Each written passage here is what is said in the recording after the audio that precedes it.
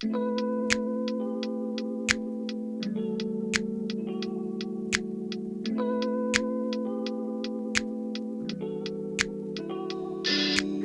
we are going to start the event. So, just a brief introduction from Aardenasia. I'm Winston. We are the distributor for Prodibio, UNS, and Neolites and Colombo products. Okay. In this event, we have our dear friend, the principal for Prodibio to be in Singapore. Hi. So, thank you very much for everybody to welcome Prodibio and me here. Of course, thanks very much to Living Strictly, to Ingen, and to Lose Escape, because tonight he is the man, okay? He will do everything. So if you have any question, of course I will be here to answer to you, but he will do the job tonight. Okay, thank you. Thank you very much. Okay. Thanks everyone for coming and for supporting me. My name is Darren. You can find me on Instagram as Leafstone. So today I'll be demonstrating a very simple demonstration, but the main idea for the scape today will be a sort of a jungle scape off a cliff. So we have trees off a cliff and there will be a path in the middle. So the choice of hardscape for today will be Dragonstone. And what's special about this scape will be that we'll have a heavy foreground at the front, high foreground, as well as a high slope towards the back. So this will create a sense of scale when you look at the scape from the front, and also in photos if you choose to go for competitions in the future. So today we will use some Prodibio products. That's basically sponsored by Prodibio. And without further ado, I'll just start with the scape.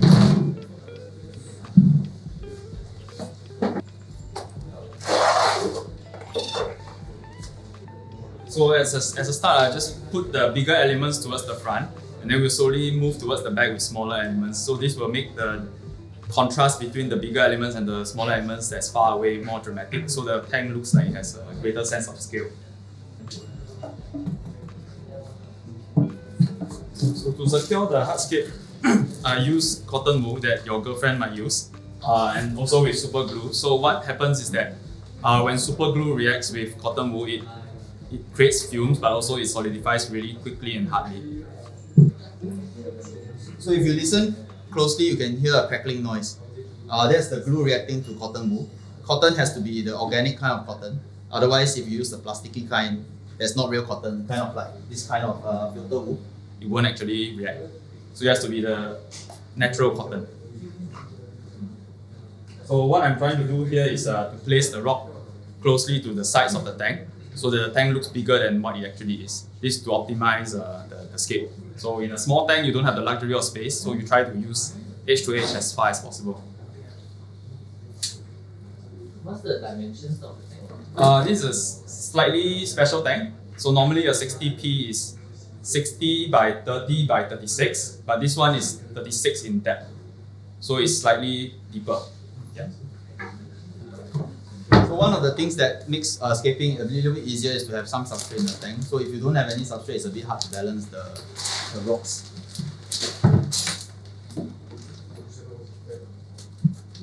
So what's the purpose of using base floods in an aquascape that already has aqua soil is that aqua soil tends to release its nutrients quite quickly. So the amount of nutrients that you get at your root zone, it deteriorates over a period of like 3 to 6 months. So by the time it hits around 6 months, your plants have not much nutrients left. So by putting a base layer of earth and capping it with a soil, you ensure that there's a nutrient source for the roots without it releasing into the water column. So if you don't cap the base earth with enough substrate, you will release nutrients into the water column, and then it will cause algae bloom. Okay, so next we'll use this aqua growth soil. It's also sponsored by Prodibio. So for the soil, right? This is a regular size granule. It comes in a powder form as well. So for this one, we'll just slope towards the back.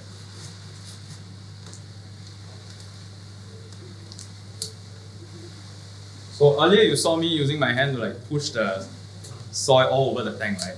So the reason for doing that is that if we pour the soil over in the middle, right, when I push eventually the base foot might move. So by making sure that there's a thin layer of soil that's capping everything first, I ensure that when I do push the soil around later, the base fert stays flat at the bottom. So now we just pour like almost entire bag of soil in the back, and slope it towards the back. So this will allow us to have a rough idea of how the slope is going to be later, and also make it easier for me to plant, to place the rocks.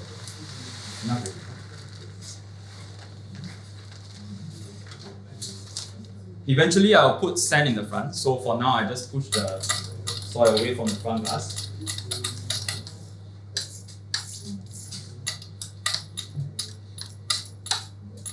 The reason for doing this is so that when I do pour the sand in the near future, I don't want to see the granule of soil being a thick layer in front. So it looks like the soil is totally covered. So just now, as I mentioned, we will have a path in the middle. So the path kind of looks this way. So we have a barrier in front, and then it leads to the path in the middle. So what I'm doing at the moment is I'm trying to create two barriers in front.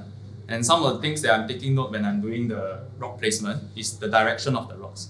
So you can see in Dragonstone, there are directions of the rock, and so we want to keep them kind of parallel, but also not like angular to each other.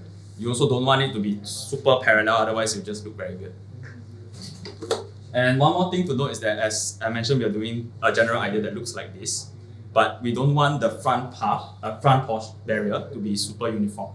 So we don't want to build like a Great Wall of China kind of thing. We want it to be like uneven, so that you can see like some elements are more forward, some are more backwards. So this will create greater interest in the tank as people look at it.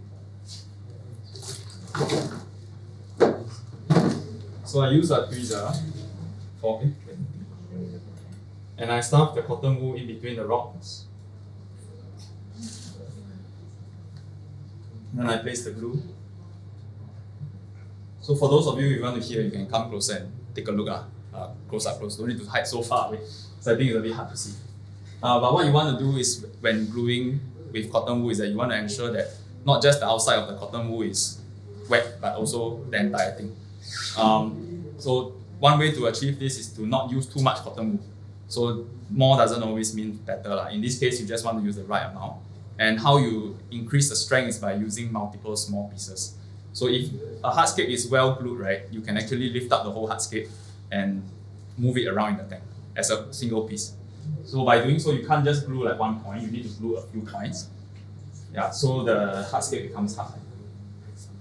So at the front here, we usually go quite close to the front glass because we don't have the luxury of space behind. If we push the front element very far back, there's a chance that we won't have enough space at the back to create the sense of depth that we want. So if you look at the very high-ranking aquascapers, actually their hardscape is all the way almost touching the front, just enough for their hands to go in to clean. Yeah. So that is a sacrifice that you must make if you want better aesthetics. So it's quite hard already. You can see that the rock is barely moving, but this won't really last very long term. So some people will use epoxy and paste at the back if the hardscape is very high. But what's the benefit of using super glue is that for scapes that are like not more than this kind of height, super glue is more than enough. The drawback is that if you hit it, it can break off quite easily. Yeah, but it is quite rigid when it doesn't break. So you need to plan your hardscape depending on how rock heavy or glue heavy it is. And that is the technical portion of aquascaping. One good thing about using super glue is that it allows you to fix rocks in place very quickly so that you can judge aesthetically whether it's in the right place, whether you want to move it, and also it doesn't punish you when you want to break it apart. So if, like, for example, I glued this rock and I feel that, oh, it's a bit slanted, I just put a screwdriver in between the two rocks and I twist and it breaks. So it's very easy to break apart. So we will do the same method for the right side, but when you do a scape that has a path in the middle, ideally you don't want it to be too symmetrical. So you want one side to be heavier in design and the other side to be like accompanying. So you want, we will do the right side similar to the left side, but there will be less rocks on the right side.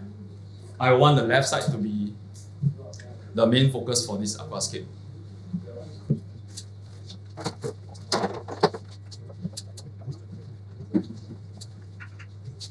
Let that go. So I just show you a negative example here. So sometimes when I mentioned the direction of the rock earlier, sometimes when you place two rocks together and the direction is parallel to each other, they look like one piece. Sometimes that's what you want, sometimes that's not what you want. So be careful when you are gluing rocks that have the same direction, that if you glue them looking like one piece, they look like one gigantic piece, and that may take away from your aesthetic. So don't do this. Yeah. Ideally you want them to have sort of a little bit of a mixed direction, so it's more interesting.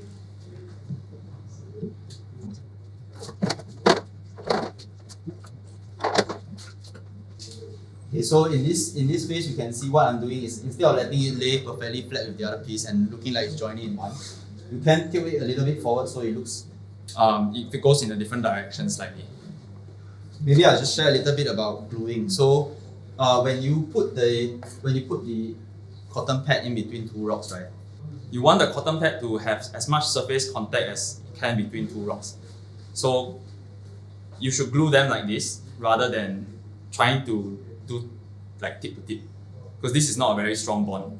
And also, as I mentioned earlier, one point is not enough, but for the designing portion, before I decide and confirm that this location is where I want this rock to be, a single point is enough. But as I finish up the scape, I will have to add more points of contact moving forward. If not, it cannot absorb the weight, and also during maintenance, if you knock it, it will break. Yeah.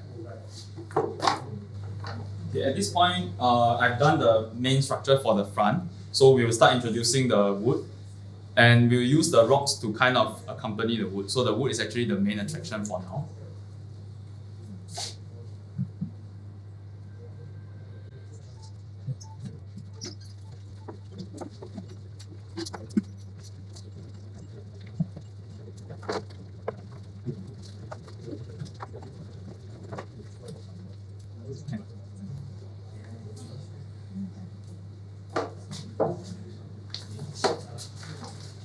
One other thing I'm going to do now is I'm going to place a huge lava rock under here. The reason for that is that I don't want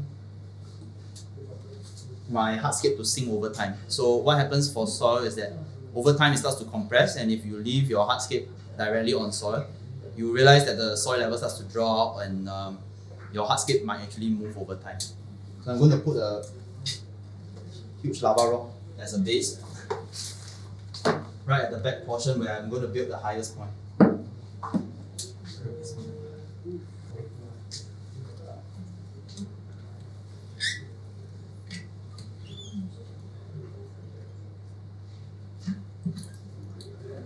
Okay, so when you place the wood on the rocks, right, you want to make the wood look like it's hugging the rocks. And eventually we will use additional small twigs to make the root effect of a tree. So we will use the small twigs like all this to have a crawling effect of a root. But for now, for the big pieces, we want the main joint of the wood to sit nicely between the rocks, such that it looks quite natural.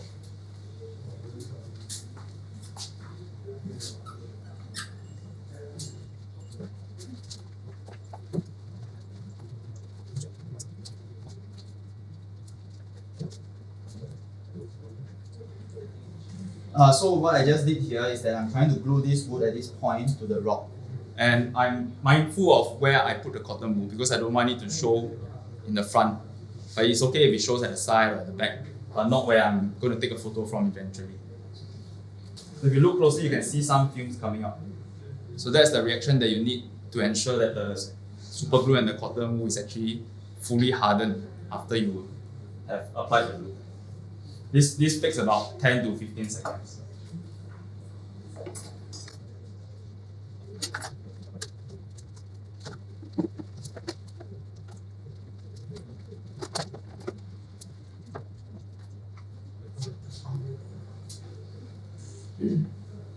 So at the tip of the lava rock that you see is where the sand will actually be at the back.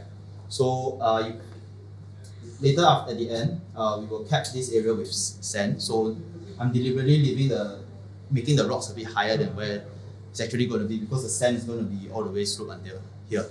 So it will block whatever you see at the bottom. So that's why it looks a bit weird now, but you have to plan about like 1 inch of sand later.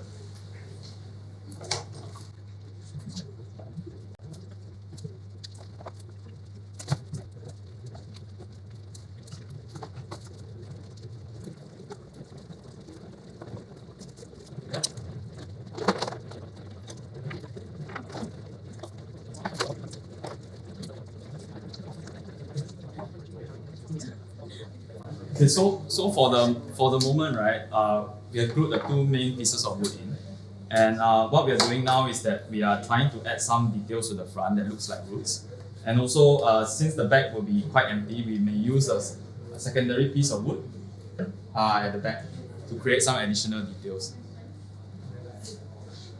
How do you choose your stones? How do I choose my stones? Yes. How do you select the best piece? Actually, the choice of rocks is not really a. You can't scape a tank with a single rock. So ideally, you need a set of them. So as long as the rocks match each other, then you have an easier time scaping. There's no point if you have a very nice single piece because you can't complete the scape with it. So when choosing rocks, don't just buy those that are nice looking to you. Make sure that you have a set that you can work around with.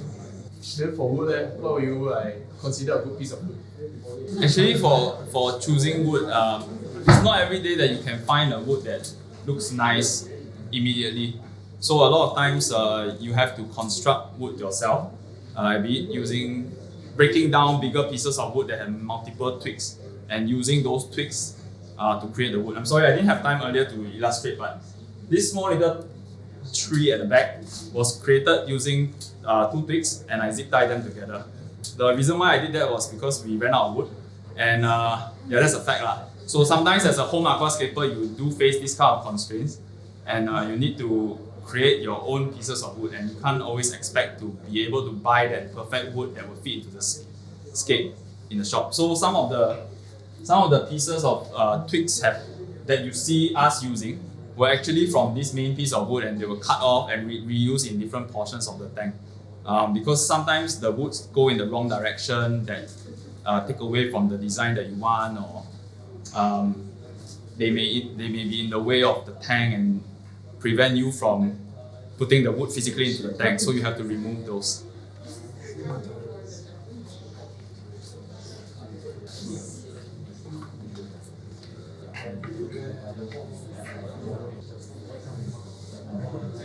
One thing I'd just like to share about choice of twigs for using as roots. So when you choose the sticks that you want to use a wood that is thick at the base and narrow at the end, so that when you put in you can actually see where a root will naturally be. So naturally from trees, right? Just imagine a tree. A tree trunk is usually the thickest part of the tree in terms of wood, and the branches are always shorter. Same for the roots as well. So you don't want a piece of wood, for example, like this, where the start and the end is equally thick.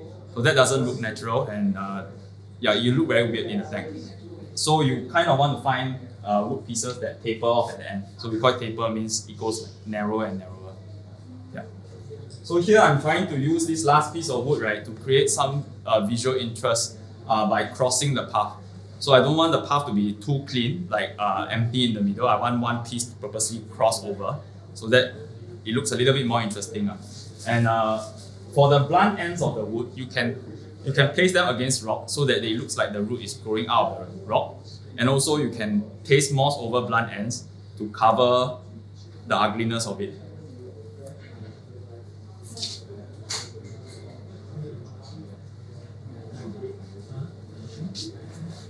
So here, this piece that I just inserted, you can see I deliberately stuff it behind a rock, and so that it looks like it's growing out from it looks like a tree that's on a stone, on a cliff, and the roots are growing out of it.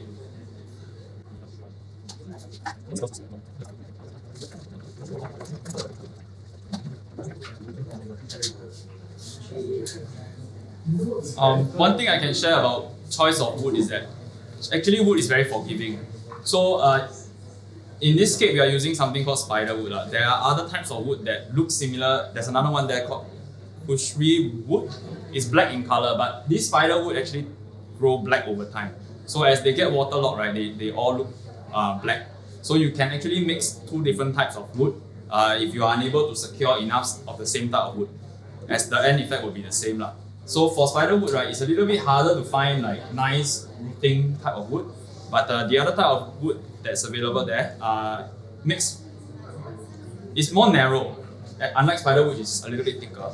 So it's easier to do the root with that wood Yeah, so sometimes if you are limited by your hardscape, you can consider mixing wood because over a period of 1 month, they all look the same.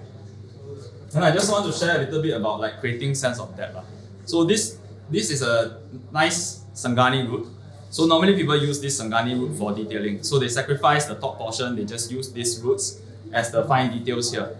So you can imagine having some very nice fine details is quite nice. But another way to creatively use these roots, right, instead of using it at the front, is to use it at the back. So just like how these roots are proportionate to this piece of wood in front, you can use this as a small tree at the back. So you can replicate the look in front at the back, and that will create a very great sense of scale. So something is very near you and something is very far away, and if the contrast and the size difference is very big, then it looks like it's really far away. And of course, you can also use medium sizes to create more layers, so big, medium, and far away. So here we use very big elements in the front. I use a smaller wood, medium wood in the back, and if I had more space, I can use this at the back as a mini tree, just behind here, something like that. And then use these roots as the crawling kind of roots, same as the front. Okay, some of the roots are not secure yet, so I think we just need to secure that. Come here.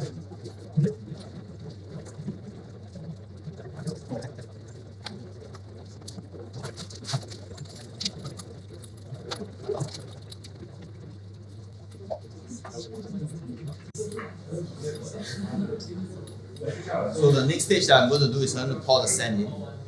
So I'm clearing just like a little bit of space in the front and pushing the soil to the back so that the soil is not visible when I pour the sand.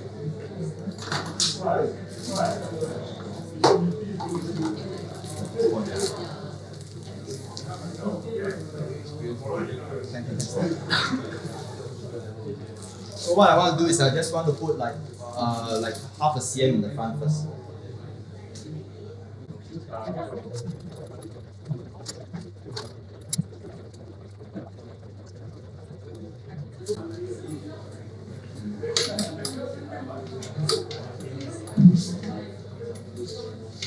So by doing the method just now that I showed you, you can't see the soil anymore. Yeah, so make sure to push it back just a little bit before you apply the sand in the front. So we'll leave the back for now because eventually some of the soil might start to slide down. So we can sweep it back again, then we pour the sand at the last moment again.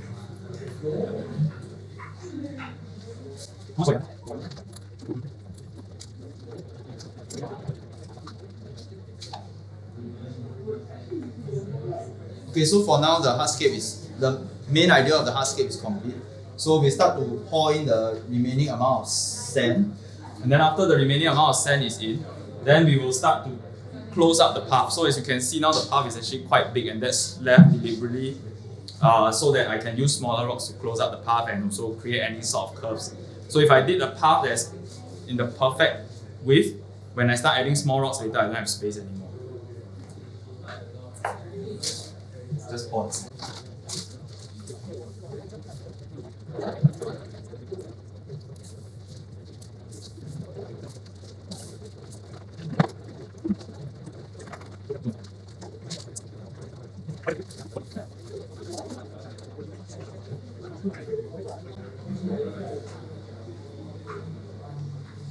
So as you pour the sand in, right, one thing to take note is that you need to fill in the gaps. Otherwise, when you flood the water later, the sand will start to move and then you have a lot of holes later.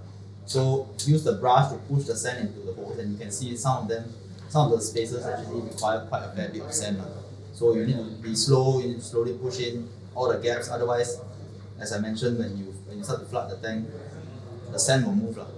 So some of the ways that people overcome this issue, like in Indonesia or Thailand, they actually glue the whole sand. So when you glue the sand doesn't move, and it can maintain whatever angle that you set it to be. Then to make it more natural after gluing, they put another layer of sand over it.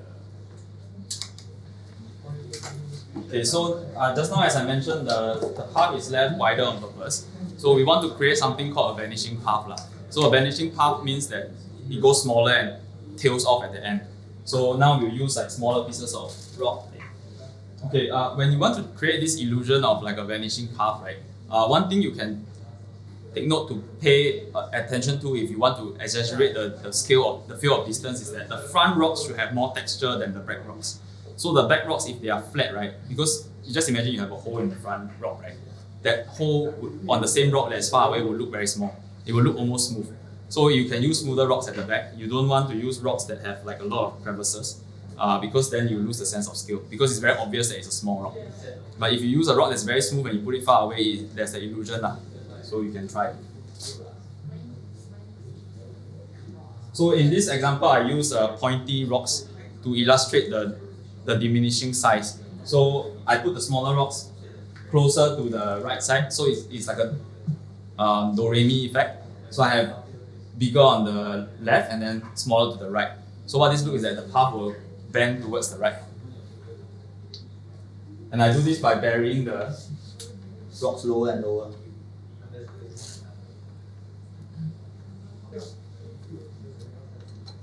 The other thing that you can do to narrow the path is to use small pieces of rocks. So now you see the path is still very big, right? So once I start scattering some rocks, I can tailor the path. So say for example, I want the path to bend a little bit more when I just place the rocks. So I use rubble to create the path.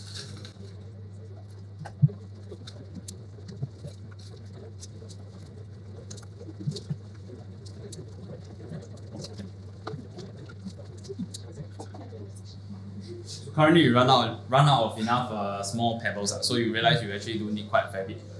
So I've done the path basically in the rough shape. Then I want to place some of the smaller pebbles of dragonstone in the front so that it doesn't look so clean. Does anyone have any questions so far or opinions? Would you always put soil as a substrate below the sand layer? Because of all the mixing activities. There are many ways you can do the soil and sand layer, but to be honest, because today we only have so much time, right? I can only cap the soil. But if you were to do it at home, some of the things that you can take note of, obviously, is where you will plant. So you only really need soil at the areas that you plant. And so you can use like lava sand, the small granules of lava rock below, instead of using soil, because those don't move as much. And also you can use root taps instead of soil for those areas that you want to plant along the sand. So, and also the choices of plant that you plant along the sand can be like hair grass or multicolour that don't actually need so much fertilizers. So soil can be used less and in the sandy areas, and you can reserve the soil for the back. Yeah.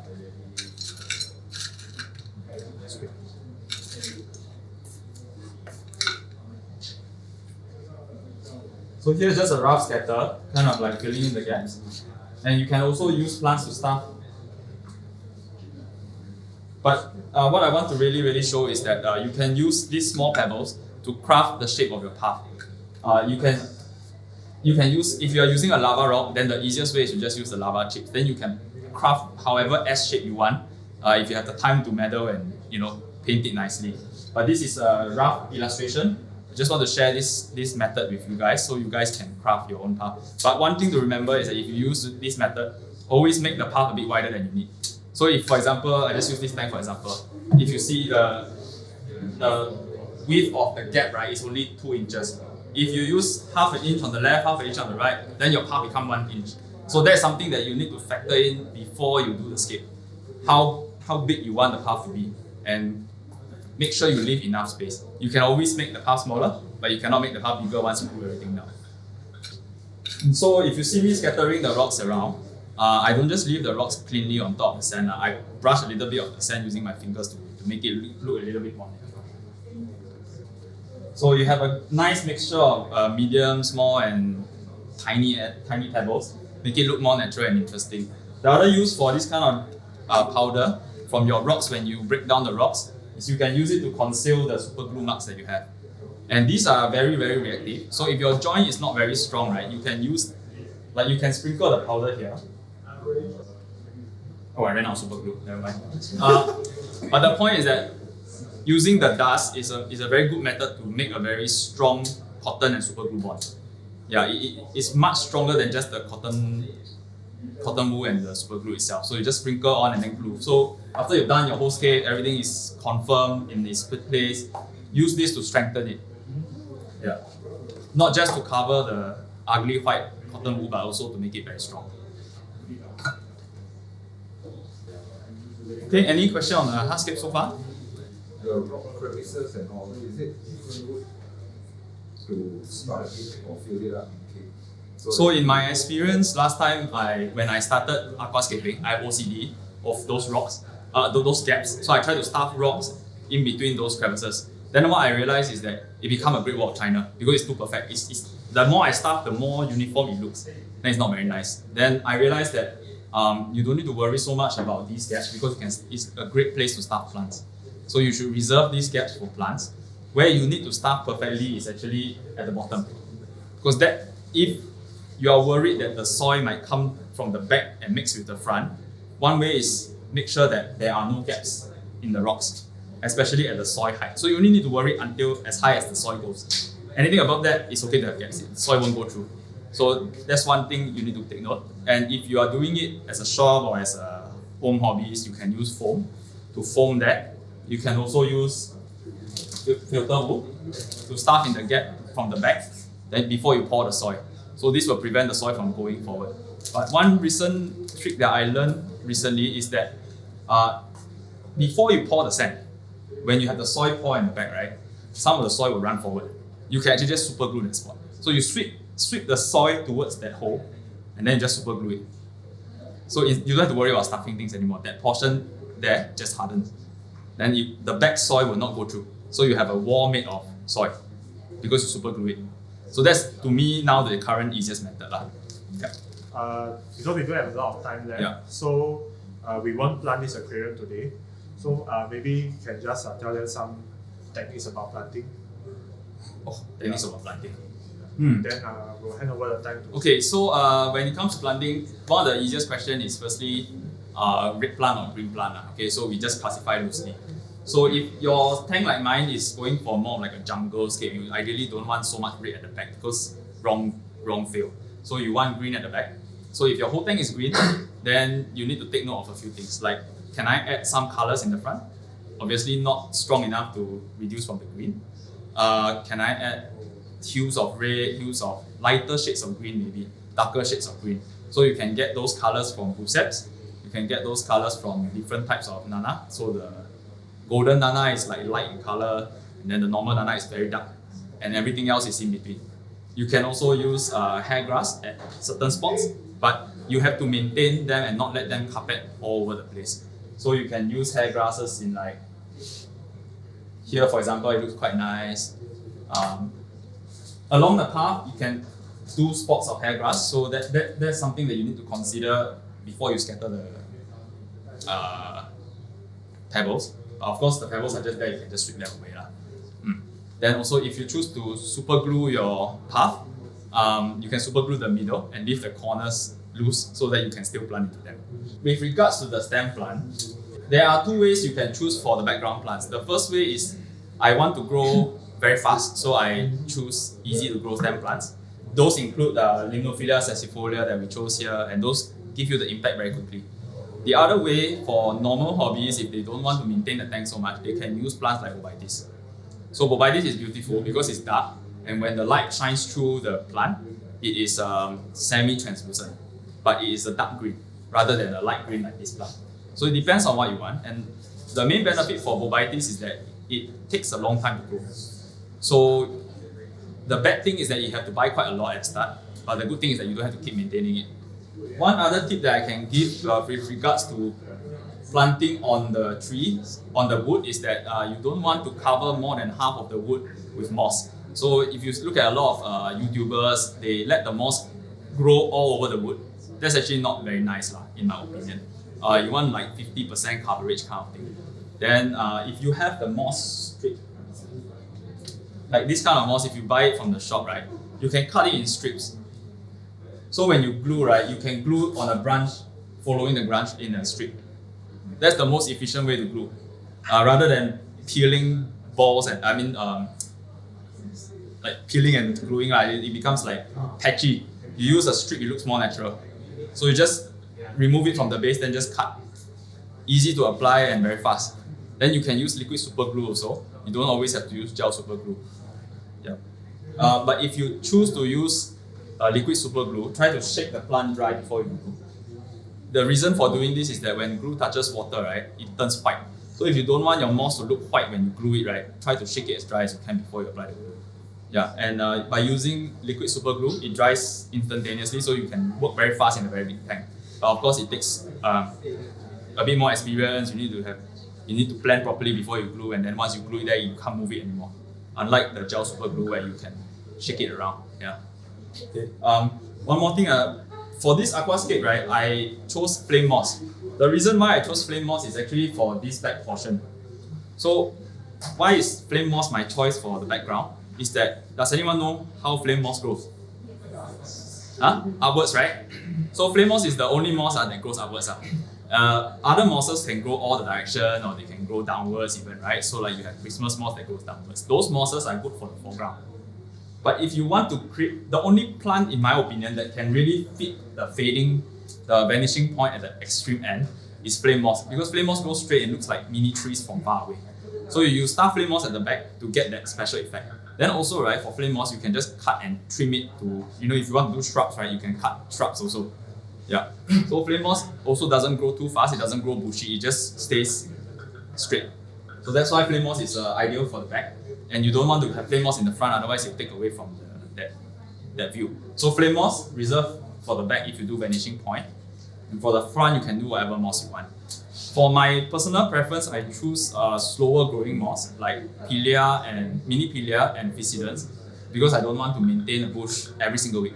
The normal mosses like weeping moss and Christmas moss, they grow very fast. So they look nice as a new aquascape, but you go crazy after 6 months because you grow everywhere and it gets in between your plants as well. So you can consider, if you have time, choosing Mini Pilea or Mini Physidan, or normal Physidan also can. Yeah. So just now I mentioned about the choice of color in the foreground. So you can use Buceps.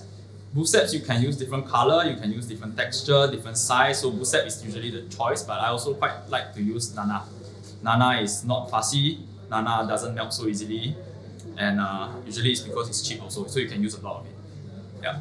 So you can plant in the crevices here, and for bigger tanks, I actually like to use Trident fern. So Microsorhum Trident. So because Trident doesn't grow too big, it grows quite fast also, but it's the only one that has that large creeping effect. And that's suitable for tanks that are like this size, 3 feet or 4 feet and above. One other good mid-ground plant that we actually prepared here is Pinnatifida. So Pinnatifida is a very interesting plant. You can plant it in soil, you can also plant it, you can also glue it to stuff. So what's the difference between planting it in soil and gluing it is that it grows very differently. So when you plant it in soil, it tends to grow tall and big. But when you don't let it touch any soil, right, it actually stays rather small. You can control the size and the redness of it by controlling your fertilizer. So Pinnatifida is great, like if you want to stuff it in this kind of areas. So you can use Pinnatifida, you can use Java fern at the same location, depending on your choice of color and also whether you want to maintain it. Yeah, so Pinnatifida can go in between crevices like this and just glue it there. I just place it for illustrative purposes, but you want to place them between the joints. And for Buceps, same thing, but you tend to place them a bit lower. Here, maybe. All these gaps can be filled with Buceps.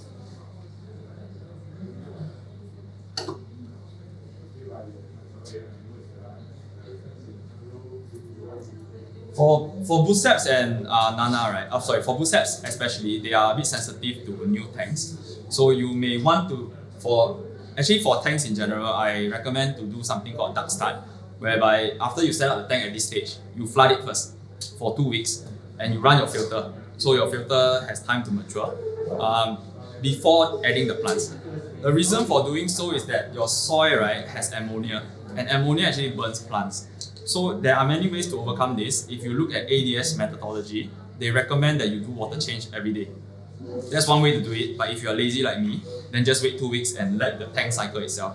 The reason why soil has ammonia is two things. The first thing is it helps plant to grow very fast. But the bad thing, obviously, ammonia grows algae very fast as well. Algae is not really an issue in a new tank, so that's why it's okay to let the tank run for 2 weeks without any water change. But in the long run, ammonia will sabotage you. Ammonia is also the nutrient that the bacteria needs to cycle your tank. So that's why soil has ammonia inside it to let the tank mature quickly. Yeah. So as I mentioned, 2 ways. Either you do daily water change with plants inside, or if you don't use plants in the tank, then just let the tank cycle down without light for 2 weeks. That will increase your chance of success, especially for sensitive species like Cephalandra. Then you can do your product. Okay. Okay, before I hand over the time to Shao Jie, I just want to explain that about Prodibio's quick start. It's a startup, this product. So inside there's 3 vials of this biodigest and 3 vials of stock ammo. So biodigest is Prodibio's beneficial bacteria starter. So 1 vial treats up to 1,000 liters at the start. So there's no danger of overdose. You can use this for tanks such as this. You can use it for 4 feet. Or you can use it for a tank as small as a 30 cm. So the other thing is stock ammo. So stock ammo, what it does is, let's say there's a lot of ammonia in your tank. So it only releases out, let's say 10% of the ammonia. Why just 10%? So that it doesn't block your nitrogen cycle. It allows the bacteria to feed on the stock ammo as well. So let's say you are too impatient to do a dark start. You can actually use this product and you can just plant immediately. But at the same time, still do your water changes, let's say once or twice a week in conjunction with this product. Okay? Yeah. So I hand over the time to Shao Jie. Anyways, I think let's thank Darren for his effort in planting the tank. I'll be around this area if you all have any questions.